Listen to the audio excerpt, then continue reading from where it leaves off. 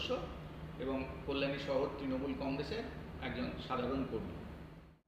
দেখুন, এটা তো অস্বীকার করার কোনো বিষয় নেই। মানুষের কাছে যত দিন যাচ্ছে সেটা স্পষ্ট হয়ে যাচ্ছে যে বিজেপি এবং বাঙালি এটা কিন্তু একসঙ্গে হয় না, এটা দুটো সত্তা সম্পূর্ণ।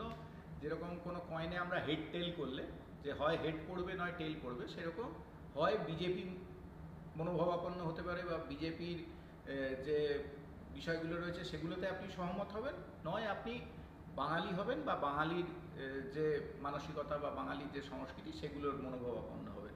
দুটো একসঙ্গে কিন্তু হতে পারে না। এটা যত দিন যাচ্ছে বিজেপির শুধু বিরোধী দলনেতা নয়, বিজেপির সমস্ত স্তরের কেন্দ্রীয় নেতৃত্ব বা তাদের হাবভাব বা তাদের যে সমস্ত কথাবার্তাগুলো তারা বলছেন তাতে এটা দিনের আলোর মতো স্পষ্ট হয়ে যাচ্ছে।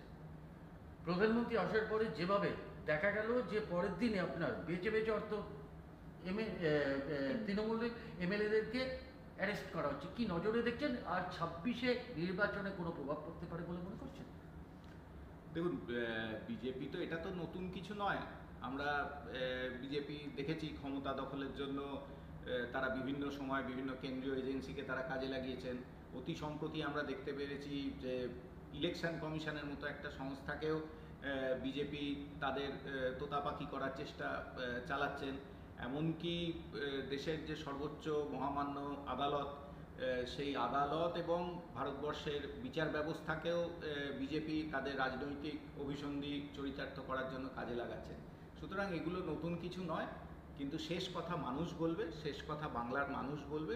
এর জন্য আমরা তৃণমূল কংগ্রেসের কর্মী হিসেবে পশ্চিমবঙ্গের মানুষের ওপর ভরসা রাখি।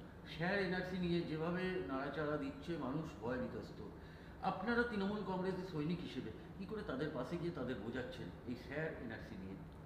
দেখুন, এটাও বিজেপির একটা পদ্ধতিগত তাদের চেষ্টা বলতে পারেন, যে মানুষকে আতঙ্কিত করে তাদের ভোটের ফসল তোলার তারা চেষ্টা করছেন। এটা এর আগেও এনআরসি, সিএএ বিভিন্ন সময় বিভিন্ন বক্তব্য আমরা দেখেছি। তো এসআইআর নিয়েও মানুষের মধ্যে উদ্বেগ উৎকণ্ঠা রয়েছে। আমরা বিহারে যেরকম দেখতে পেয়েছি প্রচুর মানুষের নাম একধারে যেরকম বাদ গেছে, সেরকম বাড়ির পোষ্য প্রাণী তাদের নাম এসআইআরে এসছে। এরকম বিভিন্ন বিষয় আমরা দেখতে পাচ্ছি। তৃণমূল কংগ্রেস কর্মীরা বছরে 365 দিন মানুষের পাশে আছেন। পশ্চিমবঙ্গের মানুষ তৃণমূল কংগ্রেসকে ভরসা করে, মমতা বন্দ্যোপাধ্যায়কে ভরসা করেন।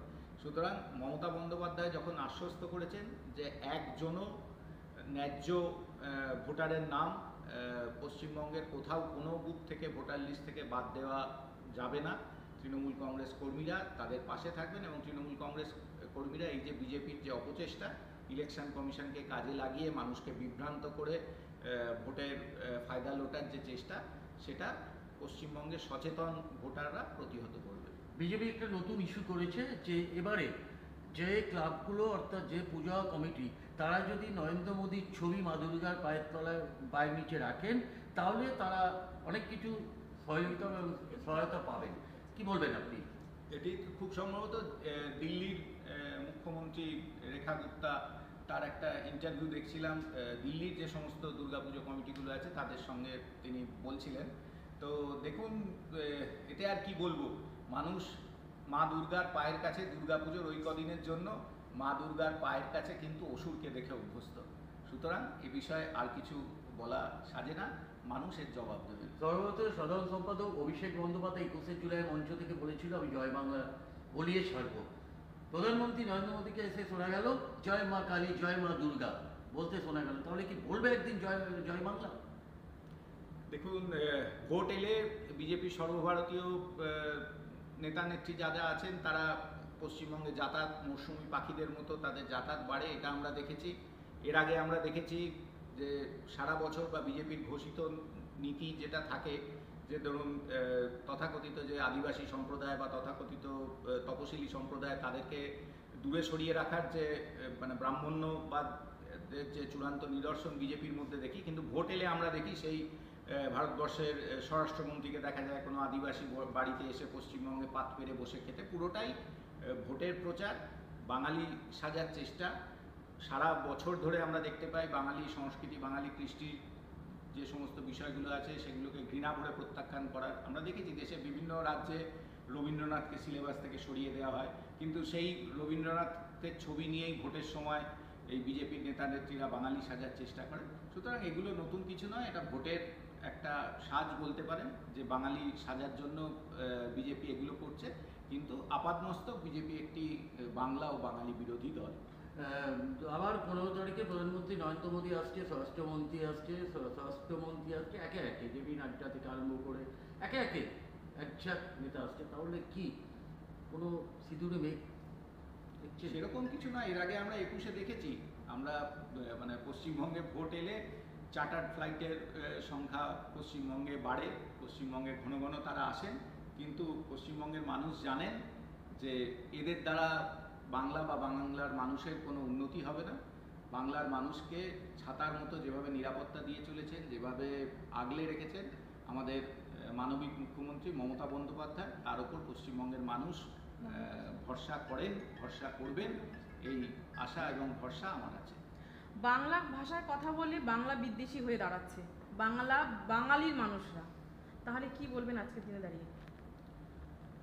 দেখুন, এটা তো খুব সুচিন্তিতভাবে বাংলাকে অপমান করার জন্য, বাংলার মানুষকে অপমান করার জন্য, বাঙালিকে অপমান করার জন্য এটা বিজেপির একটা ঘোষিত নীতি। আমি তো প্রথমেই বললাম যে কোনোভাবেই যে আপনি হয় বিজেপি হবেন বা বাঙালি হবেন, দুটো একসঙ্গে হওয়া বাস্তবে সম্ভব নয়। এটা বাংলাকে অপমান করা হচ্ছে, বাংলার সংস্কৃতিকে অপমান করা হচ্ছে, এবং এটা অত্যন্ত মানে প্ল্যান্ড ওয়েতে। বাংলা যেহেতু প্রতিবাদের মুখ সারা ভারতবর্ষে, এটা তো সেই ব্রিটিশ শাসনকে আমাদের মনে করিয়ে দেয়।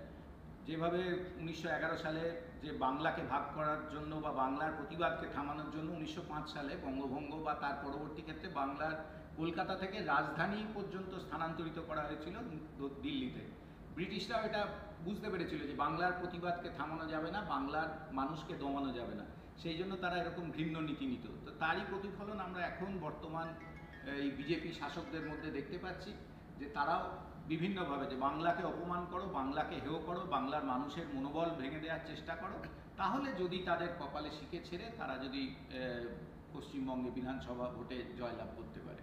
অসংখ্য ধন্যবাদ। আচ্ছা স্যার, আপনি আপনার নাম